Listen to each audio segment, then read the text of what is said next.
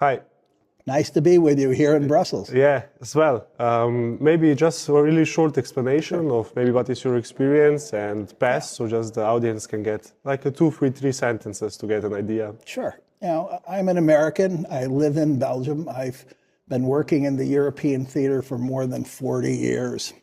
And again, I started in publishing. So my role as a publisher across borders was to help companies find and solve distribution problems. And media was a big part of it, but there's also added value and other things that you had to do to help them, working with trade shows and conferences. Okay, so your experience is a lot in high tech, right? Yes. But maybe we can copy some of these high tech strategies also to other companies, because high tech usually scales across the whole Europe, right? Sure. And my background comes from consumer high tech. So I was there, and my first business was high fidelity. My second business was video. My third was the computer. The fourth was the smartphone. And now I'm into things like deep infrastructure and deep tech. Awesome. So it's very, very relevant to also other startups, Yes. because it's selling to consumers, right? Yes. So maybe the first question, many founders just copy paste their strategy from like one country to another in Europe and in other countries. So maybe what are 3 mistakes they usually make, that what you usually see that are wrong strategies? Well, the first one is a very big and a very common problem. And that is, people don't realize that selling, is a cultural aspect. It's not a scientific aspect as much as it is a cultural. You can apply science to the culture, but most companies, and I say this as someone who's worked with American companies for 40 years. In America, we have one giant market. It works in one way. It's like having an automatic car. When you come to Europe, you have to have like a manual transmission that you shift gears when you go from culture to culture in the country. So the number one problem, and it doesn't matter if it's American or Chinese with their large markets, even someone from Belgium, if they go to Germany and try to do business in a Belgian way, it doesn't work because it's cultural. That's the main, people have to adapt, and they have to get out of the mindset, because what I did in my country is successful. It's going to be successful in other countries. It doesn't work that way. Absolutely. So maybe when they are choosing now countries to expand to, what kind of criteria they should look for? Because many also just want to go to Germany because it's like one of the most famous biggest market. Yeah. Absolutely. But is it the best choice, and how to decide on it? Well, most of the experts that I work with, having had a lot of experience, when they have a new product or a new category, they never go to the largest markets first. They use the smaller countries as test markets. So if you want to see how it might play in Germany, you might try the German part of Switzerland or the German part of Belgium, and get a little idea before you go into Germany. Even though it's the biggest market, it's the least forgiving market. If all of European countries were like the Alps, Germany would be the tallest peak you have to climb in terms of how much support, how much communication, and how accurate you have to be just to enter the market without rejection. Okay, so for example, how would you then choose which market? Because there is still a lot of smaller markets. Also, we have the Baltics and in the Adriatic region. Sure. How do you decide which one to go to first? Well, a lot of it depends upon what product, service, or software you're selling. And that, again, if you're into mobility, the Nordics are more advanced, so it's not a bad place. It really, depends upon the type of product. The southern markets are good for certain things. And again, Central Europe is normally the solution that people try, because, if you don't launch properly in Belgium, you lose a tiny market. It's sad, but you lose a tiny market, but you learn so much that you can do elsewhere. And Belgium is a forgiving market. Germany is not. If you make a mistake, they don't forgive that easily. But Belgium, they're quite flexible. So. And where can somebody who is trying to like scale and is a startup founder find this information? What would be the way that he learns which market is more forgiving or maybe more suitable for his product? What would maybe the process look like? Well, today, everybody's going to go to AI first. Absolutely. And AI will tell you what people like I have written somewhere about where to go and what to do. And a lot of it's true, but it's one thing you can be guaranteed of with culture is that it changes. So if you're a European expert, you have to travel constantly around Europe. And if you stop and you don't go to France for 4 years, it changes. It's just the way culture works. It's almost like a fashion, and some things remain basic, but some things change. So, where do you go to find out information? For me, the internet is a strong tool. It used to be magazines, but I probably read 400 sources every month. And again, what I'm trying to do with the different sources is to find different angles to look at the same thing. If I'm looking at, a new category like robotics, I want to check it from the consumer side, from the industrial side. I want to see what's going on in Asia. I want to see what's going on in Europe. I want to see what's going on. So, the correct answer is there's no easy way except for a lot of hard work to understand, but it's very important to what you're going to do. It's the groundwork. Absolutely. Yeah. We will touch a little bit more on this point later about how to build system with news and gather data, because as you said, maybe from where the startups got founded for a specific region, you can get some data like this and which companies grew in which specific region. But maybe to answer another question about how to grow in Europe is also, we talked about there is possibility to connect with bigger players when you're like trying to launch one product or even scale your company. So maybe what is the process? How can you convince one big player to collaborate with you and together launch your product? Well, the good news is that it's easier and easier today to approach a lot of the big companies, because a lot of them have departments now that are either investors or a partnership. They'll have a partnership manager and someone that you can talk to, which we never had in the past. But the big companies, are very demanding, and it's a tough gateway. So in order to get past the gatekeepers, you have to be able to understand the company you're talking to and what they need. You can't go, it's a big telecom company, I'll just reach out to them and say, hey, how would you like to talk to me? You have to study them and know what their pain points are and be able to show that your product or service or software is a part of solving those pain points. And every company has pain points. And if you can help them with that, they'll listen to you. And how do you study them? Because just going to the website or LinkedIn won't expose much, right? Because people don't post their pain points.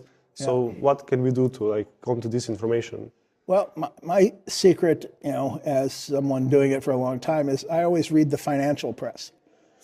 So in the financial press, a lot of them are public companies and they're under restrictions to tell the truth.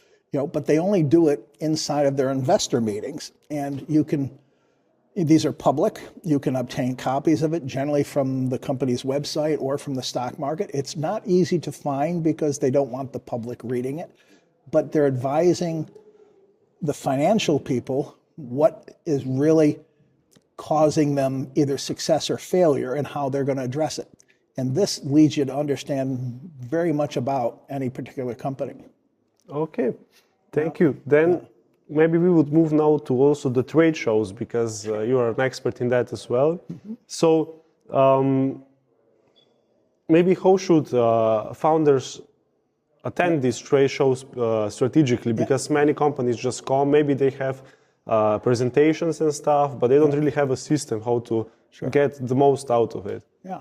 So I mentioned I started as a publisher in high tech, and one of my small claims to fame is that I ran 26 show dailies for 26 different high-tech exhibitions, some of the most famous ones in the world. And so I became very educated in trade show marketing. And what we try to tell our clients and people that we're involved in is that it's a 3-step process. It's pre-show, during show, post-show. And you have to do all three in order to be successful. And the pre-show is how you focus on what you want to get out of the trade show and how you communicate that to the industry and to the people that are going to be at the trade show. And, there's, again, a lot of different ways to attract attention at a trade show. But, I'll give you one way I used to do it. At the CS show in Las Vegas, the lines were terrible. I used to rent a limo and troll up and down the lines until I saw the customers that I wanted and say, hey, John, you look like you're waiting for a taxi. I have a limo. You want to have a ride? I'll take you where you're going. And I would have a 10, 15-minute conversation with a very important client by successfully navigating, it's kind of a guerrilla marketing, but it worked very well for me for the years that I did it. Yeah, so think outside of the box, right? Don't just think about your stand where it is, but maybe what you can do around it also, like moving the space. Just think about what you said. A stand. I mean, isn't that static? Yeah. It's our stand, our last stand. So again, the interesting thing about a trade show is the stand is a single point of contact, but generally you have to be very mobile. You're not standing, you're very active. And like you said, doing a speech, you're checking out the different, competitors. You're involved in the various networking activities. There's a lot to do at a trade. I love trade shows because there's so much to do and capitalize on. Yeah, absolutely. But maybe also a lot of trade shows now I see that people try to run and meet as many people as possible on random, and that usually doesn't work out because you get just a lot of random people. Yeah, random people, and even you don't stay in touch, right? Yeah. So how can you also maybe fix that? How can they prepare to have better conversations? You said that you already knew your clients up front, so yeah. Can you is there any process to schedule meetings up front or? Well, what you can use today, which is very successful, is of course LinkedIn, because you can find the names and the image of the person that might be your gateway. And even if you don't know them, it's very acceptable, to say, excuse me, but I recognize your picture, you're so-and-so from, and so again, using LinkedIn to find a specific gateway is very helpful before a trade show. And you can reach out to these people in very easy ways, because the important thing is if you say, hi, I'm the sales guy from such and such, I'd like to sell you, they're not going to answer you. You have to reach out in a way that says, you have an interesting company, interesting job, and I have some parallel, some things in common. And, these are things that we could discuss. I'd love to meet sometime. Absolutely. Yeah. So to gather back the information about the right clients and markets to find, you already mentioned before that you read like 400 different media outlets per month, right? So you have to have a system for that, because even if you just focus on that, it's impossible to keep track of everything. Yeah. So maybe what kind of system have you built, and how can somebody replicate it to get the most information out of? Well, these are filters. I personally have a little AI system that filters for the types of keywords and things I'm looking at. But if you don't want to go, well, it's easy enough to go an AI route these days. You can practically do it off the shelf with a script. But even if you couldn't do that, there's ways to filter the information by topic, by category, by geography, so that you get, it's very hard when you have so many countries in Europe, so many languages, to troll. You need some sort of automation, to pop up things and say, oh, gee, here's a keyword in Norway, smart glasses, and here's what they're doing. Oh, okay. It's helpful. So, for example, you have an AI system, and like the newsletters you subscribe to, you found them and then collected them. But then you also can't just put English keywords because the system won't recognize them. So you also have to have a system for all different countries you're interested in, right? Sure. And also, I want the AI to translate it. I can't read it necessarily in Norwegian. I can guess at it, but it's better if the so I ask it to translate and search for keywords. Okay, sounds awesome. Then just maybe the last thematic for today. So pan-European growth strategy in practice. Yeah. So if another startup or even bigger founder, bigger company, so I wanted to expand in the next 6 to 12 months across the whole Europe, what would like a practical strategy look like? What would you recommend them to do? Okay, again, it depends upon your product, service, or software, but what you want to do to grow fast is you need multipliers. That is, you're probably limited in resources, limited in your manpower and capital. And what you need to do is you need to find multipliers of some sort. Now, they could be distributors. Now, if you want to go faster, it could be a pan-European or a multiple market distributor. If you want to go faster, it could be a trade association that you cooperate with to announce, for example, the Trade Association of Accountants in Europe, and you're providing an accounting software. They introduce it to their 40,000 members across Europe. This multiplication side is the key. Otherwise, there's 40 markets, you're running around by yourself, and it's a very hard road to go. So you're looking for, not partners, but some of them are distribution partners, some may be technology partners, some may be alliance partners, some may be promotional partners, but that's what you have to do. You're not going to be able to cover the ground and grow as fast as you want without them, in my opinion. Absolutely, you don't want to hire people in-house because it's impossible to keep up with everything, right? The right way to do this is to grow the business through independent sales, and when you have the sales, then convert to investing your own money and establishing more substantial offices or sales structure in a company. This is the value of third-party distribution, is that they're creating markets for you, and this is an important point to underline, is that, the third-party distribution is a vehicle, not a destination. So it's a way to get to where you want to go. I'll tell one quick story, if I may. Yeah, for sure. When the Japanese came to Europe, they did something that others hadn't done before. This was in the days when Sony, Panasonic, all these companies came to Europe. They met with distributors. They supported their distributors to the extent that every other people were jealous, and these big distributors would complain, you Americans, you don't support us as much as the Japanese. You Germans, you don't support us as much as the Japanese.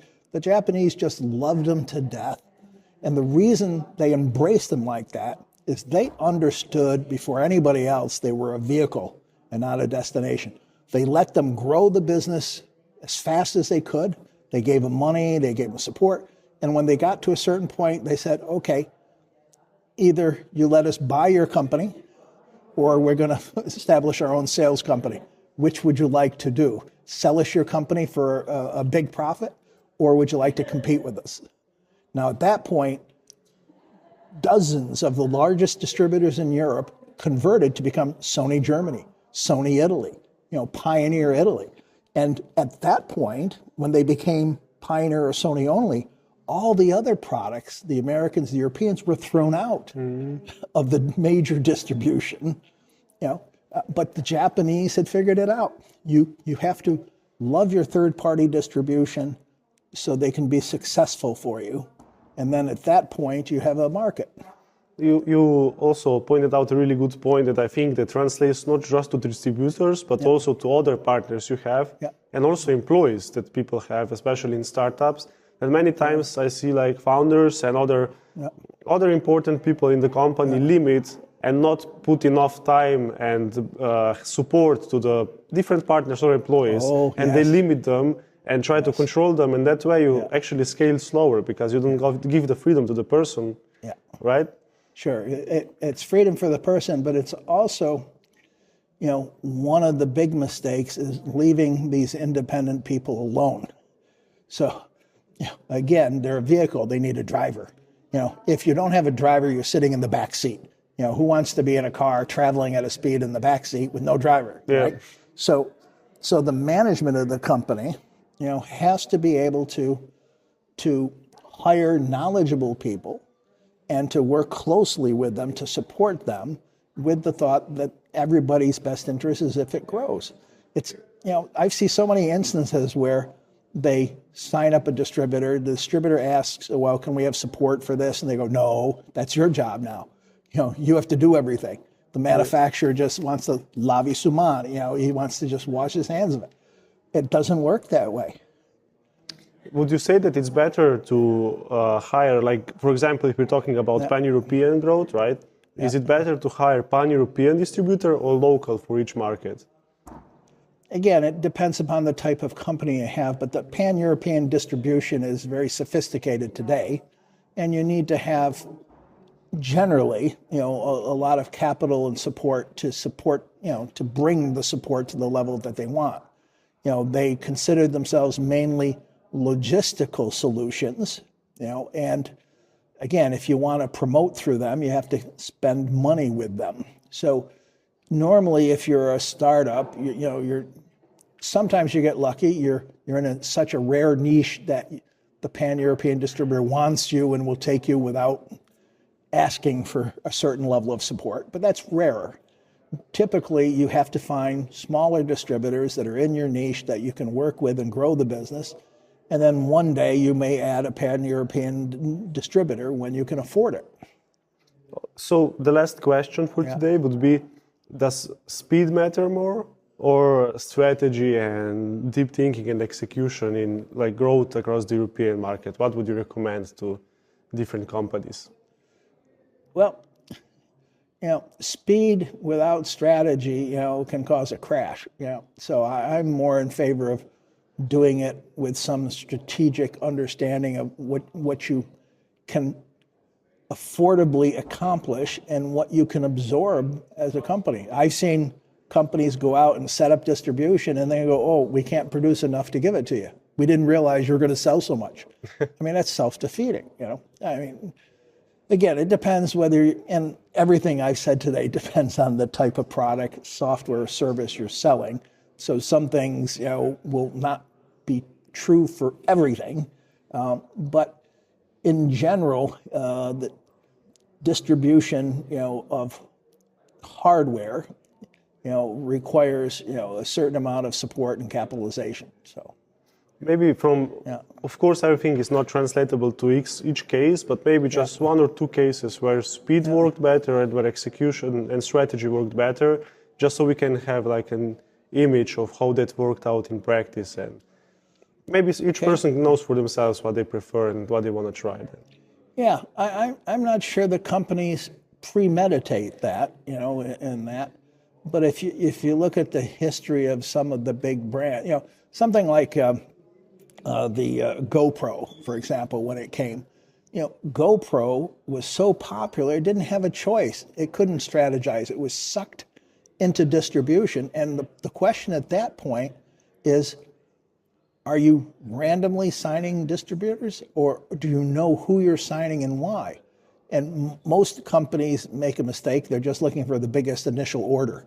And that's not strategy. That's the world's oldest profession. The strategic way is to figure out which company on the long term is compatible with yours to grow, over a period of time past an initial order. And this, is, so for GoPro, they didn't have a choice of speed or strategy. They had to figure it out as they went along. And it causes some disruption, but it was a very popular product and sold and made a lot of money. Yeah, absolutely. Then thank you so much for today. It was lovely meeting you, and see you next time. All right. Thank you very much. Appreciate you coming here to transform IT in Brussels. Thank you.